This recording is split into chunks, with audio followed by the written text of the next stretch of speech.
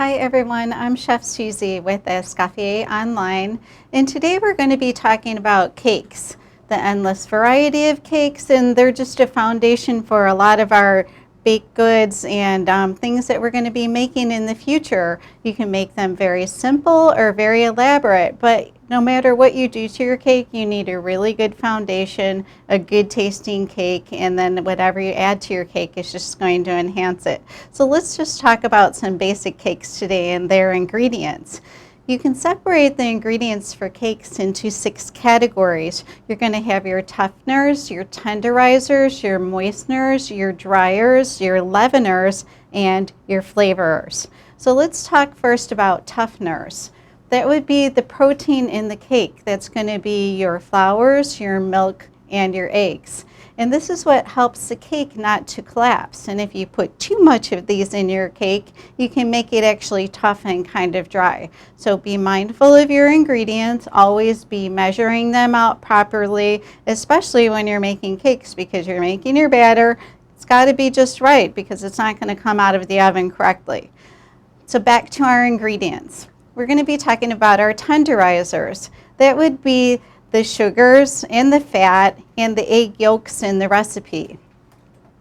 And these tenderizers actually interfere with the gluten development and make the strands smaller, and that's going to give your cake a more delicate texture. So when you think of cake, you always want to think of something delicate. You're not thinking of the sourdough bread that we talked about that's nice and chewy, that we want to develop that gluten. We want to do anything that we can to kind of not develop that gluten too much. And like I said, the sugars will make the gluten strands smaller, and they also help preserve the shelf life of the cake too.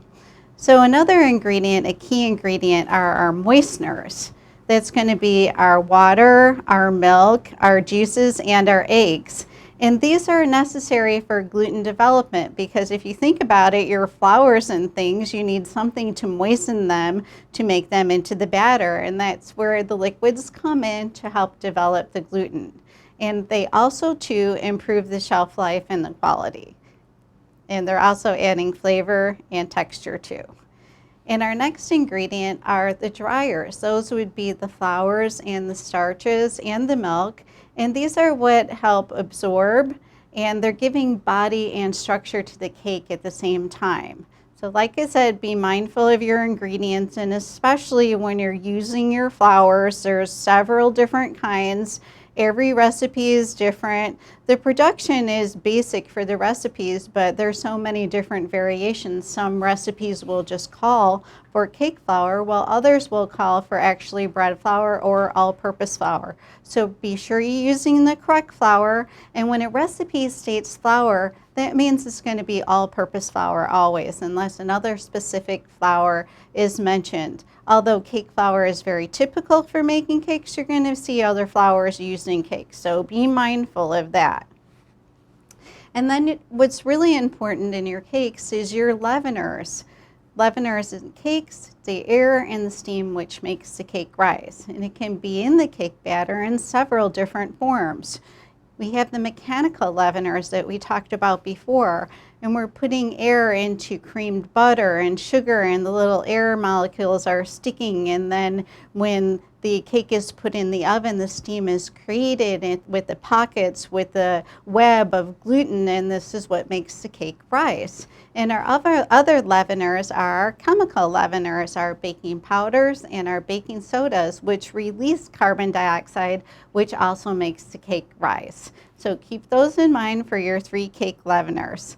And our last ingredient is going to be our flavorings. And there's so many different flavorings you can add to your cakes. But firstly, a couple of our basic ingredients, our sugar and our butter, are really flavored. They're flavorings in our cake. They're adding a lot of flavor, the sweetness and the flavor of the butter. And you can also add extracts, you can add cocoa, you can add chocolate, you can add spices and vanilla, and you can also add things that are acidic like sour cream, and chocolate is also acidic, and these are things that are going to help your baking powder react because it needs a little bit of acidity. Remember we talked before about the difference between baking powder and baking soda?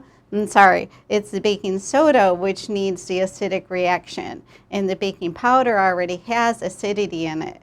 So back to the acidic reaction, the baking powder needs something like a little bit of sour cream or a little bit of chocolate in it to help activate it. So those are our basic ingredients for our cakes and what they're doing, and it's really good to understand them. Americanized cakes tend to have a lot of butter in them, where European cakes are usually a little bit lighter and they have a little bit less butter in them. And that's due to the mixing method. And there's a few types of mixing methods that we're going to be using for our cakes. Really popular method is the creaming method. It's just creaming fat, and you'll see that when you're making basic pound cakes, real simple, traditional, older recipe. And another form of creaming method is something that you're probably never going to do at home, but you're going to see it in a commercial kitchen. It's high ratio. And high ratio means there's a high ratio of sugar and liquid in the recipe, and you're going to be using these commercial shortenings that are emulsified in these recipes, and you're going to be making them in a two-stage method. You're going to be putting your dry ingredients in the bowl with your emulsified shortening, and then you're going to add half of your liquid. You're going to whip that, scrape it down, and add the other half of the liquid. These cakes produce a lot of volume, and they have a little bit of a longer shelf life because there's this liquid shortening in them. And they have a good flavor to them. They don't really taste greasy. A super common liquid shortening that you'll see in a commercial kitchen is called Fluid Flex. So let's say you're going to a bakery, your first job in the bakery, and you see a big bucket of Fluid Flex, and then you'll know that's used for high ratio cake batter. But it's something that you're not going to be using at home. It's available commercially, and it's usually in a large volume, like a large 50-pound bucket or 45-pound bucket. So be mindful that you can't substitute your regular butter and your regular shortening for these high ratio shortening products. It's not going to work. So save that for the professionals and use your butter and shortening at home. So another mixing method is the egg foam method, and you're going to be using that for your genoise cakes, which are made with the whole eggs whipped, and also your classic sponge, just a very typical sponge, where you're going to have your egg yolks and your egg whites separate. You're going to be making a batter with the egg yolks and then whipping the egg whites, then folding through, gently folding through. And a similar method to that is the chiffon method. And the chiffon method is used in the same way as the sponge method, except you're going to be adding oil to that mixture. It's going to give it a little bit more moisture, and it's going to give it just a little bit of a different flavor. So keep that in mind. Those two are very similar and just a little bit different. And you're also going to be making angel food, which we all know is made with just egg whites. And the angel food cake is handled a little bit different than the other cakes.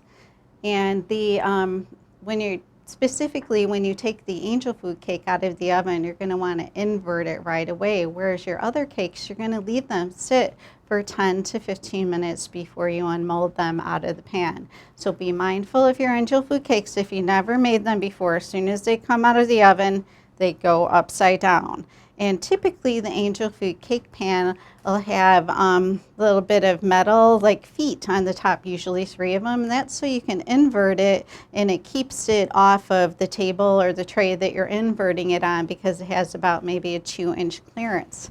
If you just have a regular pan without the little feet on it, you can just invert it onto like maybe a top of a bottle or anything that hole is going to fit into, that the cake holds upside down. So keep that in mind for the angel food cake.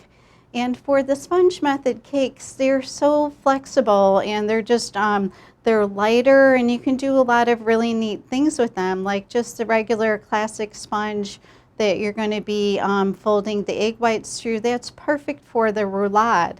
And they're very flexible, and so is chiffon cake. You can just practically fold it up. They're really light and they bend easy, so those are great for making roulades. A lot of the butter sponges in the creaming method are going to be a little bit almost more brittle, and they don't really roll as well. So I recommend the egg foam cakes for making roulades. They're super beautiful. Be sure to impress anyone with that. And the Charlotte Royale is a wonderful dessert.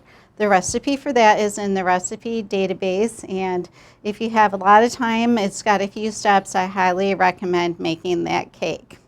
So I haven't heard any questions yet today, and I was wondering from you guys too, maybe you can tell me what kind of cakes you like to make and cakes that you've made in the past. I'd really like to hear, and I'd like to hear some variations too.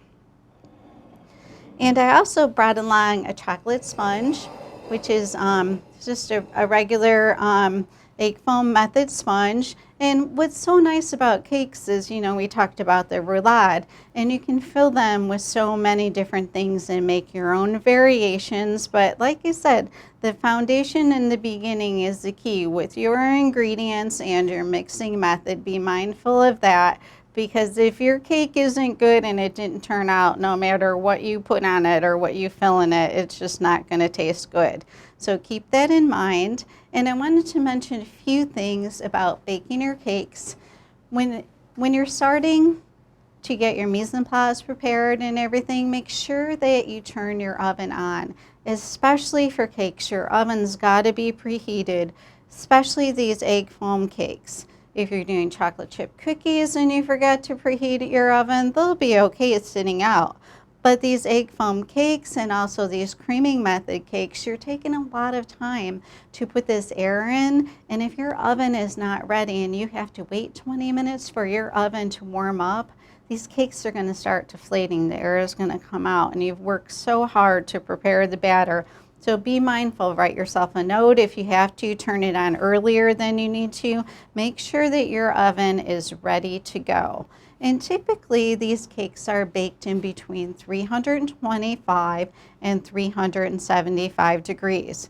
And just be mindful, I know that we all do variations and we'll have a recipe that's for an 8-inch pan, but we want to make it in a different size or in a taller pan. If you're making a taller pan, you just need to use common sense and be confident with your cake baking. So what you do if you're baking your cake in a taller pan, decrease your oven temperature a little bit, because you're going to have to increase the baking time. Because if the temperature is too high, you can form a crust on the top. It can actually start to burn before the inside batter is baked. So just be mindful of that. And like I said, just use common sense. Be comfortable with your cakes. If you haven't made cakes, I definitely recommend starting to make cakes. You're going to be doing them later in the program, but you can start anytime. There's some nice recipes in the recipe database. So keep that in mind. Become familiar and comfortable with them. And the best way to test your cake is by feeling it and looking at it. If the top springs back, the cake is typically done, and you can also insert a toothpick, and if your toothpick comes out clean, then you know your cake is done. And we have a question. Two questions. Okay. Is tiramisu a cake, and what type of cake can we classify it under? And then what is the role that ladyfingers plays in the tiramisu? Okay, we have a question on tiramisu. Is it a cake?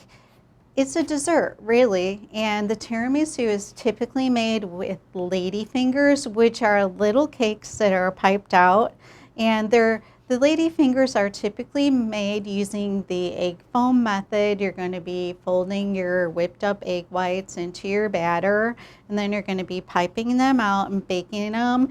And they're little cakes, and you can dry them out or you can use them rather spongy. And the tiramisu is made with the ladyfingers, and you're going to be layering those. And then you're going to soak them with some espresso or even some espresso mixed with Kahlua. And then you'll make a filling that is a filling with whipped cream that's whipped. And you're going to be folding into that cream cheese and a mascarpone cheese mixture that's been sweetened and maybe flavored with some sambuca or Kahlua. There's so many different variations. It's super delicious, classic Italian dessert that's layered with this kind of mascarpone cheese mousse filling and the ladyfingers. So try it if you haven't tried it. It's super easy to make. You layer it You leave it in the refrigerator overnight, you pull it out, you can cut it, you can dust it with cocoa powder, decorate it with some strawberries. The vanilla creme anglaise from the program is wonderful with tiramisu. So I hope that answers your question on the tiramisu. So many different variations. I've seen it in so many shapes and forms. And try the lady fingers for sure. Make sure you're measuring your ingredients out properly. And I also wanted to mention, be sure that your ingredients are at room temperature when you're doing your baking, and especially when you're doing your cakes. This really affects the volume that you're going to be getting, especially out of your eggs. But be mindful that your butter is not too warm. It should be at room temperature. If your house is really warm, when we say room temperature, we mean 70 to 72 degrees. So if your house is 90 degrees, that's not typical room temperature. So you're going to have to just use a little bit of common sense, take the butter out, keep an eye on it, and do your mixing when it reaches about 70 or 72 degrees, because it needs to hold the structure with the sugar and hold on to the air. And if your butter is too warm, it's going to compromise that. It's not going to be able to hold the air, and that's definitely going to affect your cake mixture. And we have another question. The question is, can I make lady fingers at 350 degrees and for how long? And then, which cakes bake at 325 degrees and which cakes bake at 375 degrees? Okay, we have a question on baking, and the baking question is for the lady fingers. How long would you bake them, and at what temperature? I would say the lady fingers, you could bake those at 325 or 350, and they typically start to turn a little bit of golden brown around the outside, but check the recipe that you're making because there's so many different variations. But also keep in mind, when you're baking and you put something in the oven, you own it. And you just can't set your timer for 10 minutes or 15 minutes and then go back to it and expect it to always be perfect, especially if it's a new recipe. Recipes vary, and our ovens vary too. If ovens aren't well insulated, they just keep heating and cooling and heating and cooling. And our ovens have a really big effect on our cakes. So keep an eye on things. Don't open your door for your cake when it's in its early stages. Only start checking it when you think it's almost done. Turn on the light and watch it through the window. But keep an eye on things and be mindful of the variations. So with those lady fingers, they start to turn a little bit golden brown around the outside. You can lower the temperature to dry them out too if you want to use them in the dry stage. And we had another question about temperatures in cakes. What cakes typically bake at 325 and what cakes typically bake at 375?